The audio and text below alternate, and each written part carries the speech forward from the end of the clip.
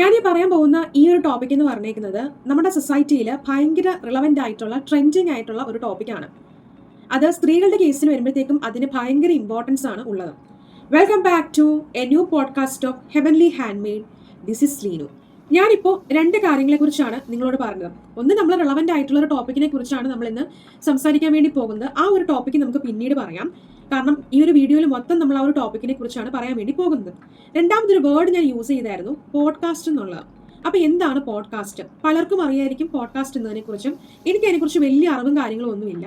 അപ്പോൾ ഞാൻ ഇന്നലെ വെറുതെ ഇരുന്നപ്പോൾ ഗൂഗിളിലും യൂട്യൂബിലും ഒക്കെ സെർച്ച് ചെയ്ത് പോഡ്കാസ്റ്റ് എന്താണെന്നുള്ളത്. അപ്പം എനിക്ക് കുറേ ഡെഫിനിഷൻസും കാര്യങ്ങളും വീഡിയോസും കാര്യങ്ങളും ഒക്കെ ഞാൻ റെക്കമെൻഡേഷൻ വഴി വന്നു.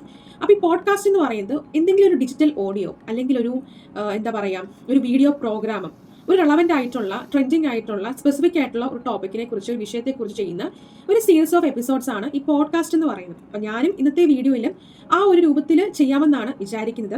അപ്പം എങ്ങനെയാകും, എന്താകും എന്ന് നമുക്ക് അറിയില്ല, എത്രത്തോളം സക്സസ്ഫുൾ ആകും എന്ന് നമുക്ക് അറിയില്ല. ജസ്റ്റ് ഒന്ന് ട്രൈ ചെയ്ത് നോക്കാം. അപ്പം ഈ ഒരു വീഡിയോ അല്ലെങ്കിൽ ഈ ഒരു പോഡ്കാസ്റ്റ് ശരിക്കും ചെറിയൊരു വീഡിയോ ആയിരിക്കും, ലെങ്ത് കുറവായിരിക്കും. എന്നാലും നിങ്ങൾ മാക്സിമം കേൾക്കാൻ വേണ്ടിയിട്ട് ശ്രമിക്കുക. കാരണം എന്താണെന്ന് വെച്ചാൽ, ഒന്നാമത്തെ നമ്മൾ ആദ്യമായിട്ട് ചെയ്യുന്നൊരു പോഡ്കാസ്റ്റ് ആണ്.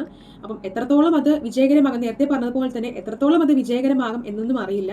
പിന്നെ എനിക്കറിയാവുന്ന കുറച്ച് കാര്യങ്ങളെക്കുറിച്ചുമാണ് ഞാൻ ഈ ഒരു പോഡ്കാസ്റ്റിലൂടെ പറയുന്നത്. അപ്പോൾ കുറേ നേരമായിട്ട് ഞാനിങ്ങനെ ടോപ്പിക്ക് ഭയങ്കര ട്രെൻഡിങ് ആണ്, റിലവൻ്റ് ആണ് എന്നതിനെക്കുറിച്ചൊക്കെ പറയുന്നു.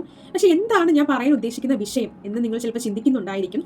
പറയാൻ ഉദ്ദേശിക്കുന്ന വിഷയം എന്ന് പറയുന്നത് financial stability, financial freedom, financial independence എന്നതിനെ. ഒരു ഫിനാൻഷ്യൽ സ്റ്റെബിലിറ്റി അല്ലെങ്കിൽ ഫിനാൻഷ്യൽ ഫ്രീഡം, ഫിനാൻഷ്യൽ ഇൻഡിപെൻഡൻസ്, ഈ വാക്കുകളൊക്കെ ശരിക്കും എൻ്റെ മനസ്സിലേക്ക് ഒരുപാട് ആഴത്തിൽ കയറുന്നത് നമ്മുടെ ബോളിവുഡിലെയും പോപ്പുലർ ആയിട്ടുള്ള ഒരു നടിയുണ്ടല്ലോ, പ്രിയങ്ക ചോപ്ര, എല്ലാവർക്കും അറിയായിരിക്കും.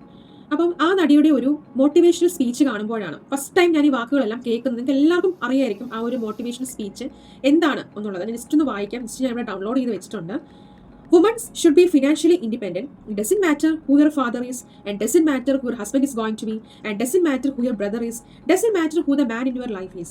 You need to be responsible for your finances and be financially independent. ഇത് കേൾക്കാത്തവരായിട്ട് ആരും കാണില്ല, മിക്കവാറും എല്ലാവരും ഈ ഒരു കോട്ട് കേട്ടിട്ടുണ്ടായിരിക്കും. ഈ financial stability, financial freedom, financial independence, ഇതിൻ്റെയൊക്കെ മലയാള വാക്കെന്ന് പറയുമ്പോഴത്തേക്കും സാമ്പത്തിക സ്വാതന്ത്ര്യം, സാമ്പത്തിക ഭദ്രത, അങ്ങനെയൊക്കെ നമ്മൾ പറയുമല്ലോ. ഞാൻ ഈ വാക്ക് കേട്ടപ്പോൾ ഗൂഗിളിലൊക്കെ സെർച്ച് ചെയ്ത് വിക്കിപീഡിയ ഒക്കെ മൊത്തം അരിച്ചു പറക്കി. അപ്പം എനിക്ക് തോന്നിയ അല്ലെങ്കിൽ എനിക്ക് മനസ്സിലാക്കിയ ഒരു ഡെഫിനേഷനാണ് ഞാൻ പറയുന്നത്. ഒരാൾ അല്ലെങ്കിൽ ഒരു വ്യക്തി, അതിപ്പം പുരുഷനായിക്കോട്ടെ സ്ത്രീ ആയിക്കോട്ടെ ആര് വേണമെങ്കിലും ആയിക്കോട്ടെ, ഒരു വ്യക്തി തങ്ങളുടെ ലിവിങ് എക്സ്പെൻസുകൾ സ്വന്തം ചെലവിൽ ആരെയും ആശ്രയിക്കാതെ നേടിയെടുക്കുന്ന അല്ലെങ്കിൽ ഡീൽ ചെയ്യുന്ന, മാനേജ് ചെയ്യുന്നതാണ് ഈ ഒരു ഫിനാൻഷ്യൽ ഫ്രീഡം എന്നുകൊണ്ട് ഉദ്ദേശിക്കുന്നത്.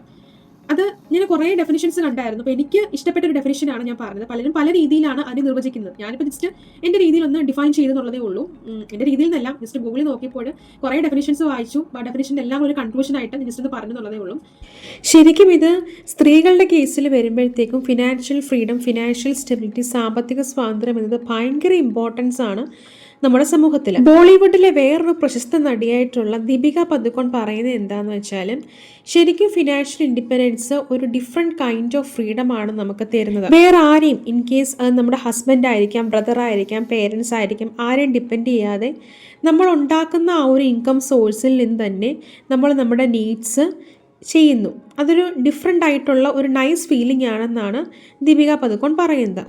അമേരിക്കൻ ഓതറും US അംബാസഡറും ആയിട്ടുള്ള ക്ലെയർ ബൂത്ത് ലൂയിസ് പറയുന്നത് എന്താണെന്ന് വെച്ചാൽ, ഒരു സ്ത്രീയുടെ ബെസ്റ്റ് പ്രൊട്ടക്ഷൻ എന്ന് പറയുന്നത് അവരുടെ കയ്യിലുള്ള ആ ഒരു മണിയാണ്, പണമാണ്. അപ്പോൾ ഇതിൽ കൂടെ എല്ലാം ഒരു സ്ത്രീ എത്രത്തോളം ഫിനാൻഷ്യലി സ്റ്റേബിൾ ആയിരിക്കണം, ഇൻഡിപെൻഡൻ്റ് ആയിരിക്കണം എന്നതിനെക്കുറിച്ചൊക്കെയാണ് പറയുന്നത്. ഇനി എങ്ങനെയൊക്കെ നമുക്ക് ഫിനാൻഷ്യലി സ്റ്റേബിൾ ആയിട്ടിരിക്കാം എന്നതിനെക്കുറിച്ചാണ് പറയുന്നത്. നമ്മൾ ശരിക്കും ഒരു ഇൻകം ജനറേറ്റിംഗ് സോഴ്സ് ആണ് കണ്ടുപിടിക്കേണ്ടത്.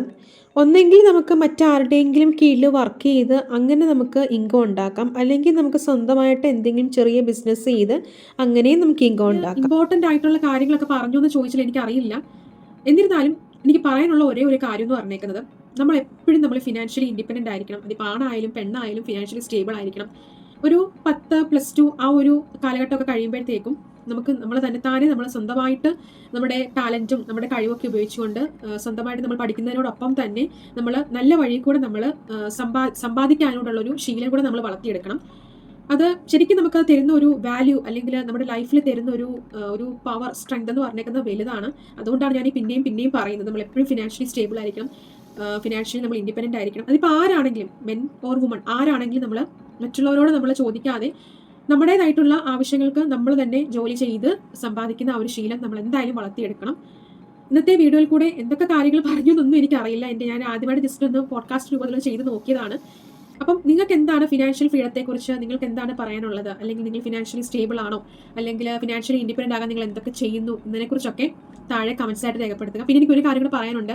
നമ്മൾ എപ്പോഴും നമുക്ക് കിട്ടുന്ന ആ ഒരു എമൗണ്ട്, ഇപ്പം നമ്മളൊരു ജോലി ചെയ്യുകയാണെങ്കിൽ അത് ഫുള്ളായിട്ട് നമ്മൾ ചിലവാക്കാതെ ഒരു 20% എങ്കിലും നമ്മൾ സേവിങ്സ് ആയിട്ട് മാറ്റി വെക്കണം. കാരണം എപ്പോഴാണ് നമുക്ക് യൂസ് ആവുന്നത് നമുക്ക് പറയാനായിട്ട് പറ്റത്തില്ല. പെട്ടെന്ന് എന്തെങ്കിലും ഹോസ്പിറ്റൽ കേസൊക്കെ വരുമ്പോഴത്തേക്കും നമുക്ക് ഈ ഒരു ഇങ്ങനെ സേവ് ചെയ്ത് വെച്ചിരിക്കുന്ന പൈസ നമുക്ക് വേറെ ആരോടും ചോദിക്കാൻ തന്നെ യൂസ് ചെയ്യാമല്ലോ. അതൊക്കെയാണ് ഞാൻ പറഞ്ഞു വന്നത്. അപ്പോൾ നമ്മുടെ വീഡിയോയുടെ വൈൻഡപ്പ് ചെയ്യുകയാണ്. ഇന്നത്തെ വീഡിയോയിൽ നമ്മൾ ഫിനാൻഷ്യൽ ഫ്രീഡത്തെക്കുറിച്ചാണ്, ഫിനാൻഷ്യൽ സ്റ്റെബിലിറ്റി, ഫിനാൻഷ്യൽ ഇൻഡിപെൻഡൻസ് എന്നതിനെക്കുറിച്ചൊക്കെയുള്ള ചെറിയൊരു അഡ്വൈസ് ആണ് പറഞ്ഞത്. ഇഷ്ടപ്പെട്ടെന്ന് വിചാരിക്കുന്നു. ഇഷ്ടപ്പെട്ടാൽ കമൻറ്റ് ചെയ്യുക. അപ്പോൾ ഇത്രയേ ഉള്ളൂ. Thanks for watching and thank you. Bye bye.